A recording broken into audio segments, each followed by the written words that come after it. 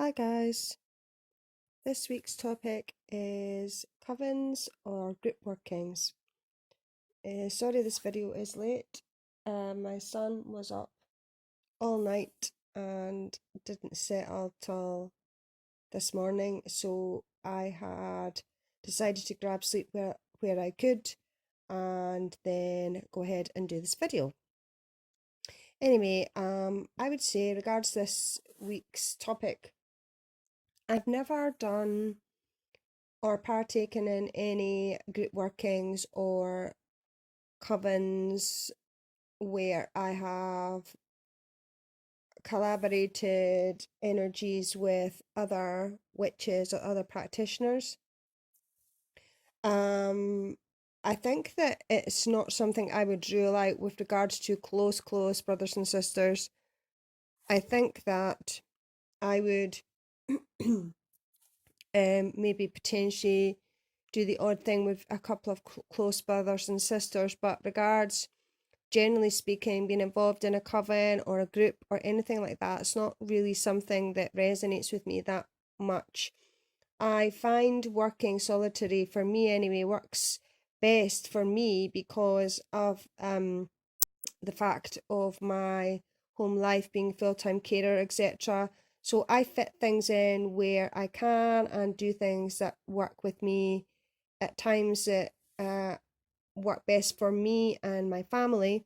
And sometimes I do things off the cuff, or I look at things in a maybe out of the box way. I have quite a quirky outlook at with regards to some things to do with how I practice, and that's maybe not everybody's cup of tea. I used to very closely follow the Sabbats when I first started practicing, but as the years have gone on, I follow what I call the natural heartbeat of the earth that resonates with me from where I actually reside, as in I'm in Scotland, obviously, but where my physical location is on the map, so to speak, where I live now, and also where I grew up. Also, places around me that I go to and that I home in on based on ancestors, family connections and ties, etc. And I have a lot of places that I go to that I really enjoy going to do certain pieces of magic, and also to Wyld gather because they resonate with me very strongly, such as marine wildlife conservation magic, that type of a thing. That's not everybody's cup of tea, and even people that may do that type of magic may completely tackle it in a completely different way to myself. So the way I look at things is I prefer to do things um in my own way because I have a very specific non organized, as in I don't sit there and work everything out based on A, B, C, D. What I do is, if I sometimes I do things really off the cuff, so that means that as long as I'm organized within myself and take on board what I need to do, said ritual or blessing or cleansing or whatever, then I just have to worry about what I need for that for myself and for what I'm doing. That's not to say that I don't do things for the bigger picture, so to speak, as in I'll do planetary workings, I'll do, like I say, marine wildlife conservation magic. I put positive energy out there at different times for different things, and that type of a thing. So that's not just for my specific own path, if that makes sense. But that aside, I'm very much a solitary practitioner and really quite enjoy that aspect of it anyway. Anyway, so that's pretty much my take on this week's topic. I thought that I would further elaborate on what I mean by the Sabbats and location. Like I said already, I used to follow the Sabbats quite closely when I first became a hands-on practitioner, and when I first started my path, even before I started my relationship with the Morrigan, and definitely well after I started my relationship with the kayak. What I mean by that is that the sabbats are documented and scripted. So in their scriptural form, I mean, when people say, a certain day is, say, Ostara, or a certain day is Mabon, or a certain day is Lunasa, or any of those type of Sabbats.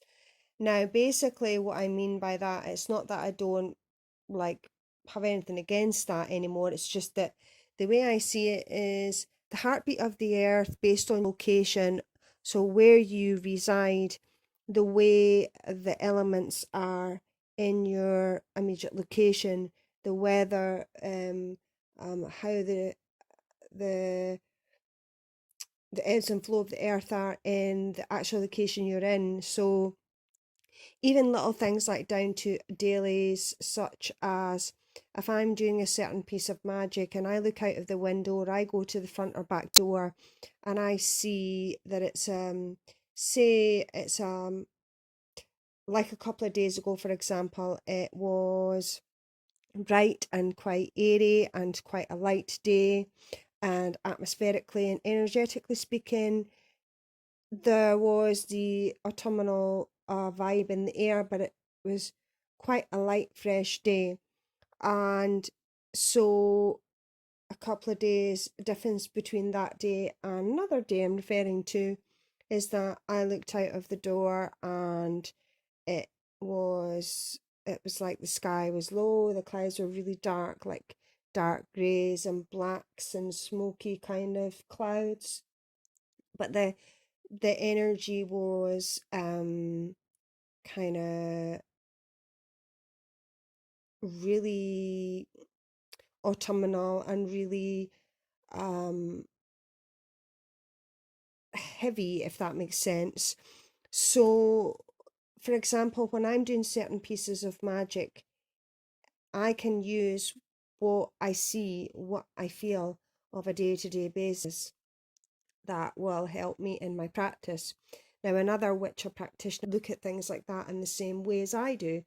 So, with that in mind, it means that it makes for being solitary um easier, because I home in on those things and I utilize those things into my craft, into my practice.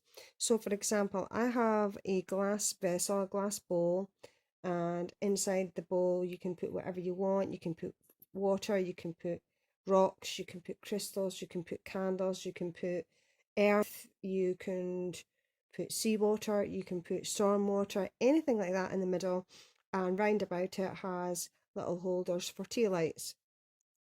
So sometimes if I'm doing something, for example, I've taken stormwater and putting the stormwater in the middle, in the bowl bit, and then I've looked outside and I've grabbed the energy and the color palette of what's around me, what I can see out the window, and then used those in my the tea lights that I've chosen around the actual outside perimeter. So in that case, blacks, dark greys, charcoals, white, that type of thing, and kind of mixed it all the way around with those colours and used that to home in and that type of feel and that type of energy.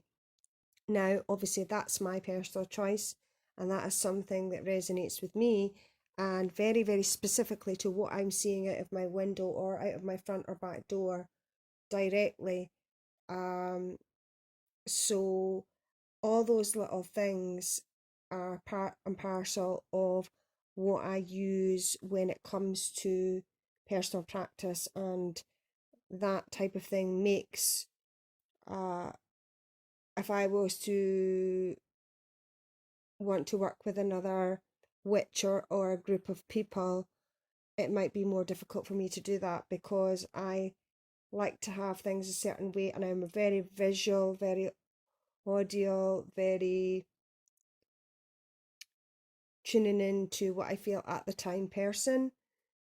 So in that respect, I wanted to home in on that and pop this into this video to give you an idea of what I mean. I'm going to see if I can get a little bit of footage to show you what I'm talking about in regards to what I see out of the window or at the door directly in conjunction with what I've just said. So I'll show you that.